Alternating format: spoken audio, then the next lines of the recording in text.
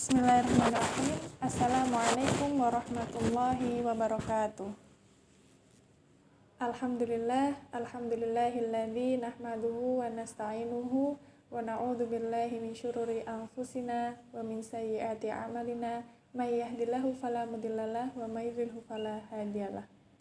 Asyhadu an la ilaha illallah wa asyhadu anna Muhammadan abduhu wa rasuluh. Allahumma shalli ala Muhammad wa ala ali Muhammad. Amma ba'du.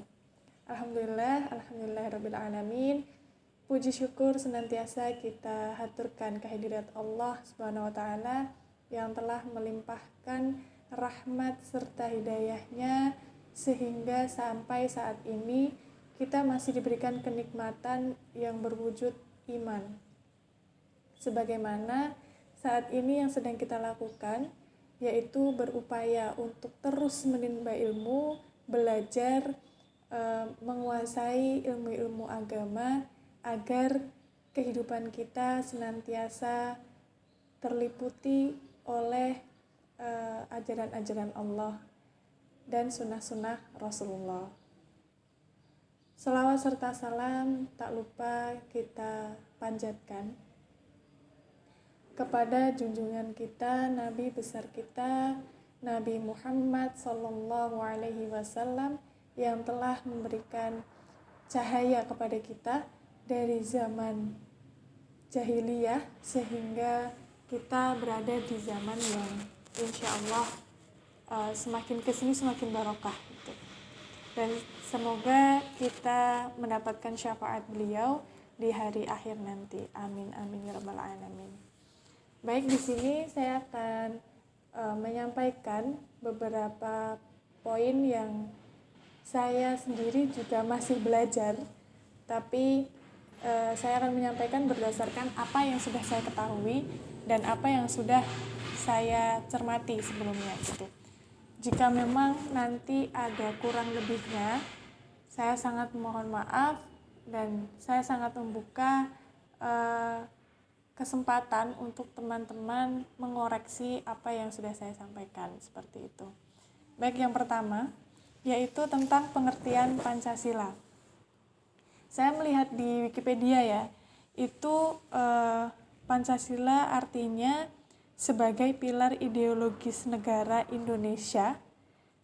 Nama ini terdiri dari dua suku kata, yaitu Panca yang berarti 5 dan sila yang berarti prinsip atau asas. Nah, Pancasila ini merupakan rumusan dan pedoman kehidupan berbangsa dan bernegara bagi seluruh rakyat Indonesia. Jadi kita semua sebagai warga negara Indonesia itu harus memiliki prinsip atau asas dalam berkehidupan itu berdasarkan Pancasila gitu.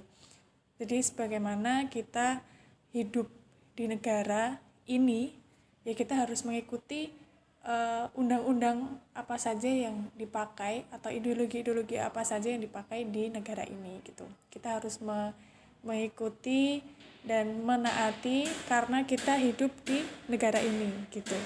Kemudian 5 ideologi ini adalah sebagai penyusun utama dari Pancasila. Itu ada ketuhanan yang Maha Esa, kemanusiaan yang adil dan beradab, persatuan Indonesia, kerakyatan yang dipimpin oleh hikmat kebijaksanaan dalam permusyawaratan dan perwakilan, dan keadilan bagi seluruh rakyat Indonesia. Di mana ini juga tercantum di alinea keempat dalam pembukaan Undang-Undang Dasar 1945. Nah, meskipun terjadi perubahan isi dan urutan 5 sila Pancasila yang berlangsung dalam beberapa tahap selama masa perumusan Pancasila, namun sudah ditetapkan bahwa pada tahun 1945 tanggal 1 Juni itu sebagai hari kelahiran Pancasila. Nah, ini kan sebentar lagi Juni nih. Nah, teman-teman bisa dicatat nih di tanggalannya tuh, kalau tanggal 1 Juni itu sebagai hari kelahiran Pancasila. Jangan lupa ya teman-teman. Jadi diingat-ingat tanggal 1 Juni itu hari kelahiran Pancasila, seperti itu. Nah, selanjutnya saya akan menyampaikan Nah, selanjutnya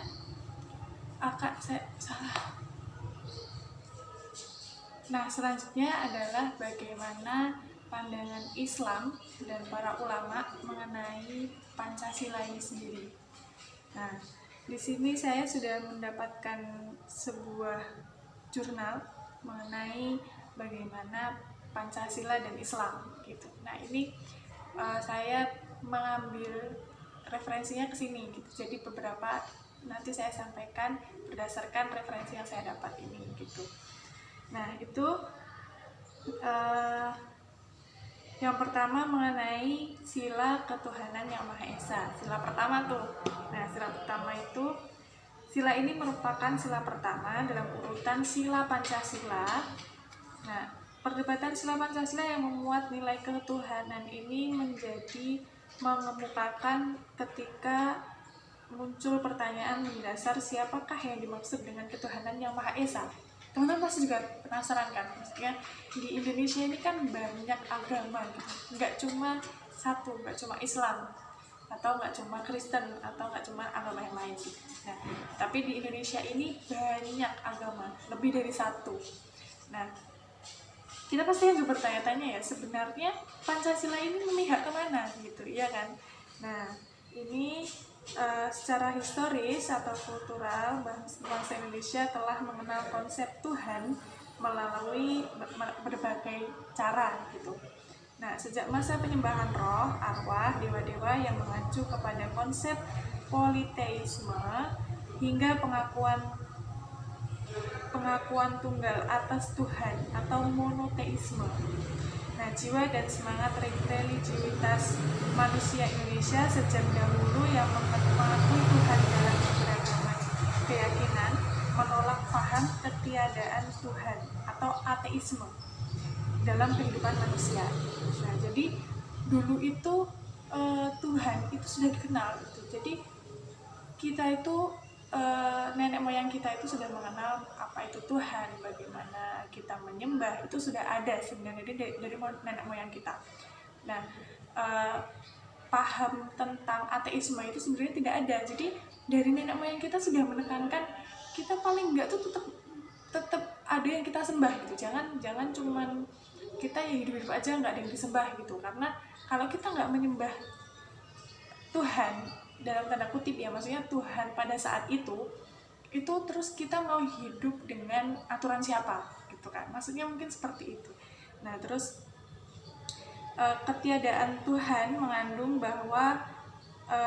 makna bahwa manusia tak membutuhkan kekuatan di luar dirinya. Jadi itu mereka yang percaya ateisme itu menganggap bahwa dirinya itu bisa lah gitu tanpa Tuhan. Nah, padahal dari nenek moyang kita sendiri itu memerintahkan untuk kita menyembah, ada sesembahannya gitu. Jangan cuman ya udah hidup aja gitu ya kan. Nah, terus manusia berbuat dan berkehendak atas kehendak dirinya semata dan menolak eksistensi dan peran Tuhan bagi dirinya. Manusia Indonesia membutuhkan kekuatan yang mendukung gerak dinamisnya. Ketika ia menyembah serta memohon bantuan pada kekuatan di luar dirinya, maka ia telah menuhankan kekuatan tersebut, baik roh, dewa-dewa, pohon bebatuan, dan yang lainnya gitu. Karena pada saat itu nenek moyang kita itu banyak kan yang disembah, maksudnya ada api, ada batu, ada matahari, seperti itu. Banyak yang disembah. Tapi di situ yang bisa kita ambil ibrohnya itu adalah betapa mereka itu mengakui bahwa kita ini lemah gitu. Bahwa manusia itu lemah dan kita hidup di dunia itu membutuhkan kekuatan atau bantuan dari sesuatu yang di luar diri kita gitu. Nah, tinggal kita percayanya kemana. Kalau dulu percaya kepada pohon, dewa-dewa seperti itu, nah itu mereka menganggap bahwa dewa-dewa, pohon-pohon itu bisa memberikan kekuatan kepada diri mereka gitu. Nah kalau sekarang kita kan sudah tahu ya yang benar seperti apa, berdasarkan kepercayaan kita masing-masing itu yang benar seperti apa, Tuhan itu seperti apa, dan definisi menyembah itu seperti apa kita kan sudah tahu masing-masing. Jadi nggak perlulah ya kita menyudutkan bahwa dulu nenek moyang kita kok nyembahnya dewa sih, kok nyembahnya pohon sih, karena pada saat itu banyak yang belum tahu gitu. Jadi pada saat itu Nabi belum turun dan seperti itu kan jadi ajarannya Allah tuh belum tersebar luaskan, jadi masih banyak yang seperti itu. Sedangkan kalau sekarang kita mau nyari di mana aja, mau tanya ke siapa aja, maksudnya tanya ke tokoh-tokoh agama itu udah banyak gitu. Jadi kita mau cari yang benar seperti apa itu gampang, nggak kayak zaman dulu. Zaman dulu kan aduh gimana nih mau tanya ke siapa nih, kayak gitu kan nggak tahu gitu kan. Nah jadi kalau sekarang alhamdulillah banget gitu ya kan, kita hidup di zaman sekarang yang Allah sudah menurunkan wahyunya, Allah sudah mengutus Nabi Muhammad untuk menyebarkan ajarannya seperti itu. Jadi kita tinggal mencerna aja gitu, tinggal mencerna, oh ini ajarannya, oh ini tuntunannya, seperti itu gitu teman-teman. Nah kemudian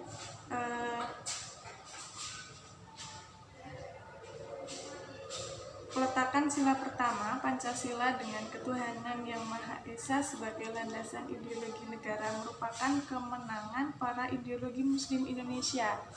Nah ini nih, mulai nih ya kan. Nilai Pancasila telah mengadopsi ideologi utama Islam yaitu Tauhid. Tauhid adalah dasar utama dalam soko guru bangunan ajaran Islam. Ideologi Islam yang berasaskan tauhid telah diterapkan oleh para bapak pendiri bangsa dengan meletakkannya pada sila pertama. Ayat Quran sebagai basis tauhid umat Islam terdapat dalam banyak ayat Quran, dan salah satu yang menegaskan nilai tauhid adalah Quran surat Al-Ikhlas yang diakui sebagai inti dari ajaran Islam, yaitu pengakuan atas keesaan Tuhan. Nilai ini kemudian diletakkan dalam basis utama fondasi filosofi bangsa, yaitu ketuhanan yang Maha Esa. Nah, lalu siapakah yang dimaksud dengan ketuhanan yang Maha Esa itu sendiri gitu? Nah, penjelasan terhadap siapakah yang dimaksud dengan Tuhan dalam sila pertama Pancasila merujuk kepada pembukaan Undang-Undang Dasar pada tahun 1945 yang menyatakan secara tegas seperti ini: atas berkat rahmat Allah yang Maha Kuasa dan dengan didorongkan oleh keinginan luhur supaya berkehidupan kebangsaan yang bebas dan lain-lain gitu. Nah, itulah yang dimaksud dalam sila pertama Pancasila, yaitu nilai sila pertama yang mengandung sifat ketuhanan Islam, yaitu tauhid, dijelaskan oleh pembukaan Undang-Undang Dasar 1945, yaitu Allah yang Maha Kuasa. Kedua sifat pemahaman keagamaan bangsa Indonesia didasari atau tidak telah mengadopsi nilai dasar keutuhanan Islam, yaitu bertuhan kepada Allah Subhanahu wa Ta'ala yang Maha Kuasa, dan Ia adalah Tuhan yang Maha Esa. Nah, kita udah tahu kan ya berarti sekarang. Jadi sebenarnya siapa sih Tuhan? Siapa sih Maha Esa itu di sila pertama? Nah, jadi para pendiri bangsa itu sudah menyepakati bahwa ketuhanan yang Maha Esa itu berdasarkan dari ketauhidan agama Islam. Jadi tauhid itu kan artinya kita mengesahkan Allah gitu. Satu ya, cuma satu Allah itu gitu. Nah, dan itu sudah dijelaskan sama Allah sendiri dalam surat Al-Ikhlas gitu. Jadi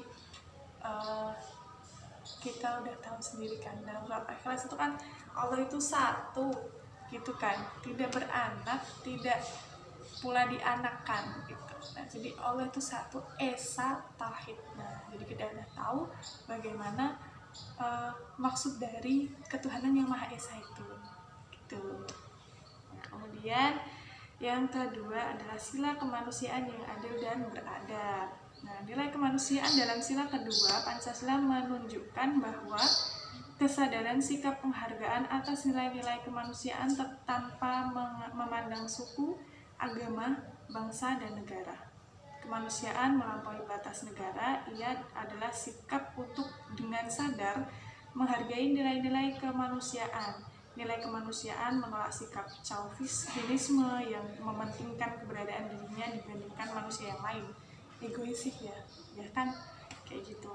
Nah, terus penghargaan atas manusia itu menuntut sikap perilaku manusia yang adil terhadap dirinya, terhadap manusia lainnya, dan karena adil adalah sifat Tuhan gitu. Jadi keadilan sosial bagi sila kemanusiaan yang adil dan beradab itu maksudnya adalah bahwa manusia itu, kita itu harus bersikap adil dan beradab kepada siapapun, pada diri kita sendiri, manusia lain, dan bahkan makhluk lain gitu. Dan itu sudah menjadi sifat Allah juga, adil itu.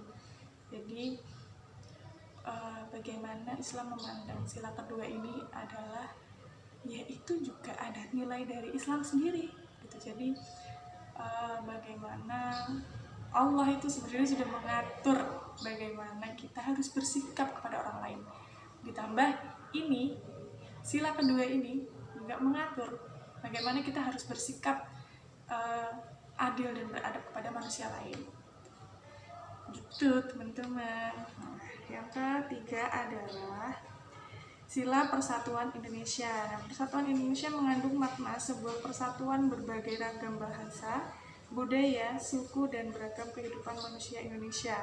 Inilah semangat nasionalisme Indonesia yang beragam. Penghargaan atas keberagaman dalam persatuan dalam Islam tergambar jelas dalam firman Allah Subhanahu wa taala surat Al-Hujurat ayat 13 yang artinya, wahai manusia, sungguh kami telah menciptakan kamu dari laki-laki dan perempuan, kemudian kami jadikan kamu berbangsa-bangsa dan bersuku-suku agar kamu saling mengenal. Ayat tersebut di atas menggambarkan bagaimana Tuhan menciptakan manusia dalam beragam budaya, multikultural gitu. Nah, bangsa Indonesia diciptakannya dalam beragam suku dan tentunya setiap suku dibekali Allah dengan alat komunikasi berupa bahasa kaumnya sendiri. Nah, kemudian beragamnya suku bangsa dari manusia, ciptaan Tuhan ini menyadarkan kita bahwa kita hidup bersama dengan manusia lainnya yang berbagai suku bangsa gitu. Kemudian menyatunya berbagai ragam suku bangsa dalam bingkai Indonesia ini adalah akibat terjadinya penjajahan yang telah menyengsarakan manusia Indonesia gitu. Jadi sila Persatuan Indonesia ini sebenarnya sudah ada juga di Al-Quran gitu, teman-teman. Jadi Allah juga sudah menjelaskan bagaimana kita diciptakan itu laki-laki dan perempuan, kemudian dijadikan bersuku-suku, berbangsa-bangsa, kemudian kita dibekali alat komunikasi sama Allah adalah bahasa daerah kita masing-masing. Jadi bahasanya kayak kita misalnya kita beda daerah sama teman kita aja, itu pasti bahasanya udah beda sendiri kan gitu. Nah, itulah maksudnya Allah, meskipun kita berbeda-beda kita tetap harus satu gitu, Bhinneka Tunggal Ika gitu. Ya kalau kita nggak mau bersatu ya gimana gitu. Kita dari Sabang sampai Merauke aja tuh udah beda semua gitu kan. Mau gimana lagi, mau seperti apa dong kita hidup kalau kita nggak mau bersatu sama yang lain gitu. Kemudian sila keempat yaitu kerakyatan yang dipimpin oleh hikmat kebijaksanaan permusyawaratan perwakilan. Nah, itu dalam Islam sudah dijelaskan dalam surat Ali Imran ayat 159 yang artinya, dan bermusyawarahlah dengan mereka dalam urusan itu. Islam adalah agama yang mengutamakan kemaslahatan umat. Dengan demikian menjadi logis bahwa Islam mengutamakan musyawarah dan kerjasama konstruktif untuk mencapai suatu tujuan yang diharapkan. Kerjasama dan sikap saling menolong begitu utama dalam Islam sehingga Rasulullah SAW dalam menghadapi berbagai peperangan perlu mengundang para sahabat untuk bermusyawarah terlebih dahulu. Rasulullah adalah orang yang suka bermusyawarah dengan para sahabatnya. Bahkan beliau adalah orang yang paling banyak bermusyawarah dengan sahabatnya.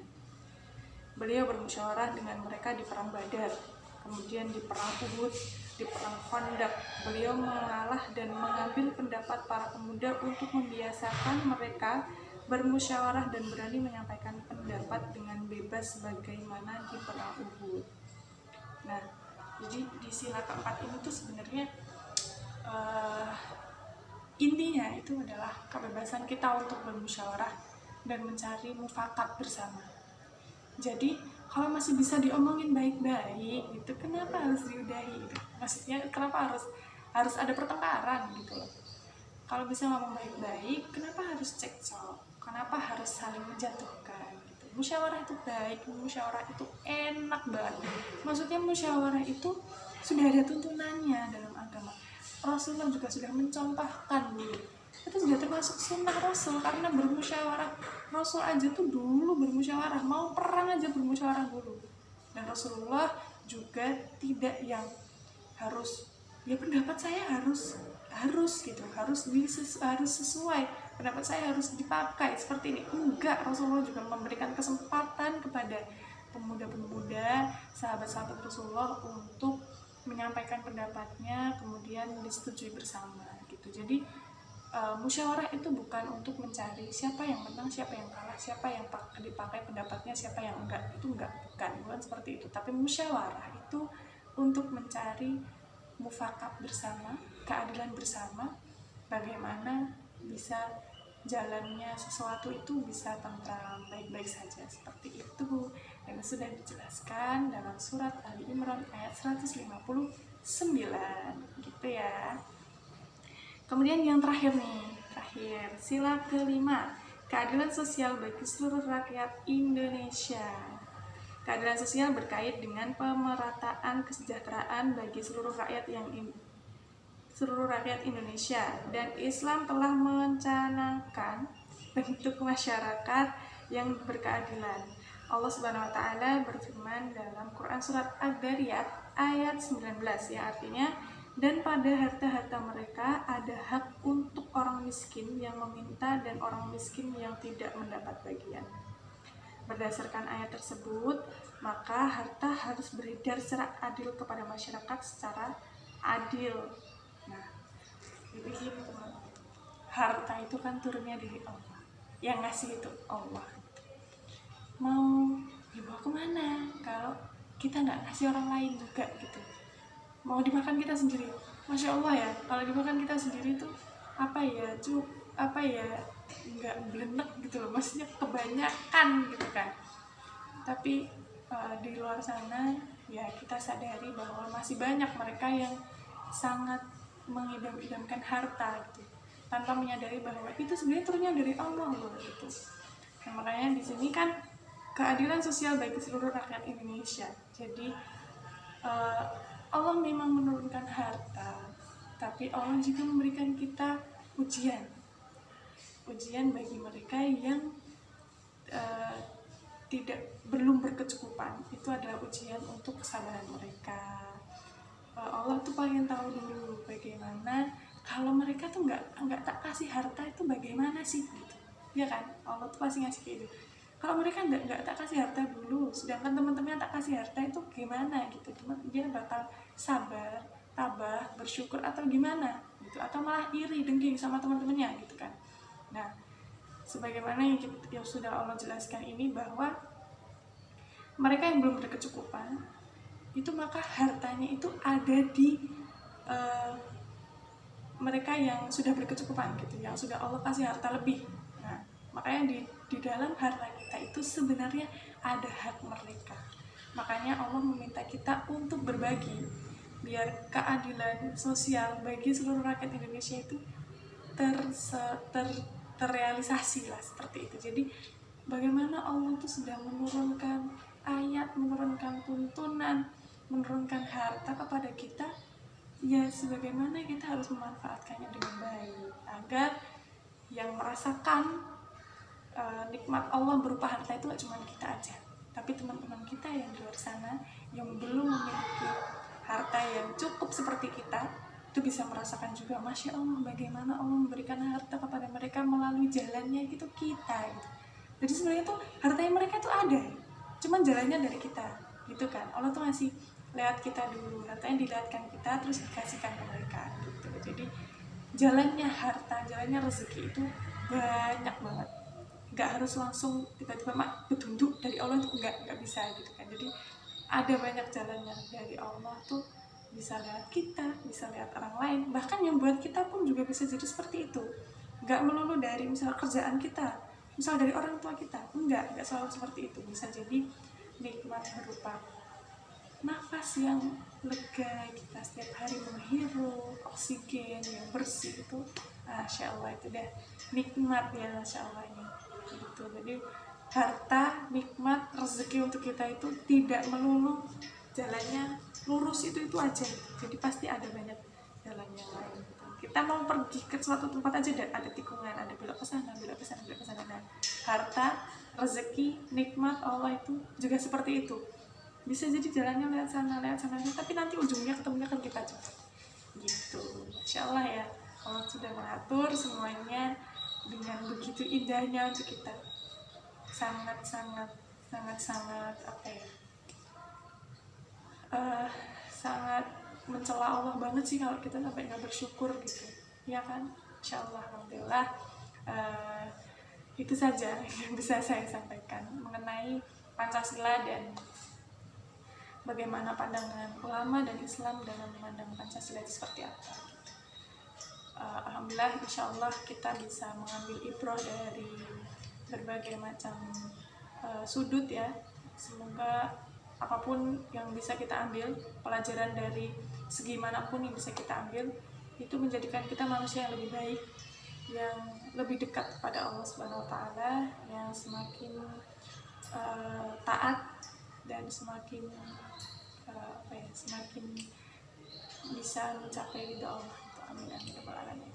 Itu saja yang bisa saya sampaikan, kurang lebihnya mohon maaf.